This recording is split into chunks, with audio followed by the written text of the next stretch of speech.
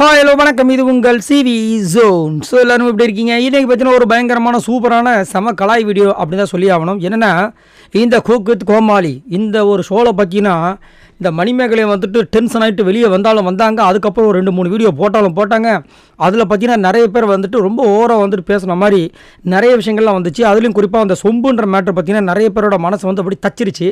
நிறைய பேர் வந்து முன்னாடி மணிமேகலுக்கு சப்போர்ட் பண்ணவங்க கூட இந்த சொம்புன்ற விஷயத்தால் அவங்களே கொஞ்சம் ஹர்ட் ஆகிட்டு இதெல்லாம் கொஞ்சம் ஓவர்மா அப்படின்ற மாதிரியும், அதுக்கப்புறம் அவங்க வந்துட்டு இந்த சேனல் விட்டு இன்னொரு சேனல் போகிறதா ஒரு நியூஸ் வந்ததுக்கப்புறமா இவங்க அங்கே போய் என்ன பண்ண போகிறாங்க அப்படின்ற மாதிரி அவங்களே கிண்டல் பண்ணுறதுக்குலாம் வந்துட்டு ஆரம்பிச்சிட்டாங்க.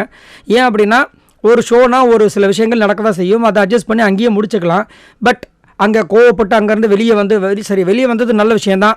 எனக்கு செல்ஃப் ரெஸ்பெக்ட் வேணும் அப்படின்ட்டு அதுக்கப்புறம் அதை விட்டுட்டு அவங்களோட சூப்பராக வந்துட்டு அதுக்கப்புறம் பேசுகிறது நல்லாயிருக்கும். அதை விட்டுட்டு வெளியே வந்துட்டு நிறைய பேர் வந்து ரொம்ப அவமானப்படுத்தி பேசுகிறதுலாம் எனக்கு சுத்தமாக பிடிக்கல அப்படின்னு சொல்லிட்டு நிறைய பேர் வந்து கமெண்ட்ஸ்லாம் பண்ணுறாங்க.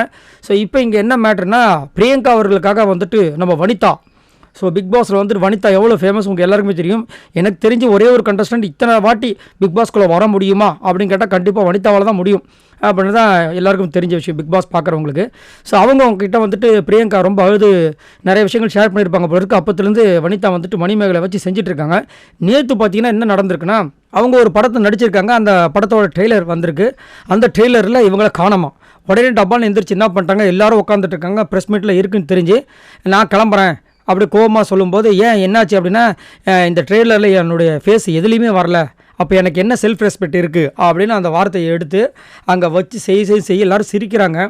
ஸோ அதுக்கும் சொல்கிறாங்க, எங்கள் செல்ஃப் ரெஸ்பெக்ட் இல்லை, இதுதாங்க இப்போ வந்து ட்ரெண்டிங்காக போயிட்டுருக்கு, அதனால் எனக்கு ஒரு செல்ஃப் ரெஸ்பெக்ட் இருக்குங்க, அதனால் நான் கிளம்புறேங்க அப்படின்ற மாதிரி வச்சு செஞ்சு கலாய்ச்சி பயங்கரமான ஒரு இஷ்யூவை க்ரியேட் பண்ணி அதுக்கப்புறம் அது வந்து இப்போ மீடியாவில் பயங்கர வைரலாக போயிட்டுருக்கு.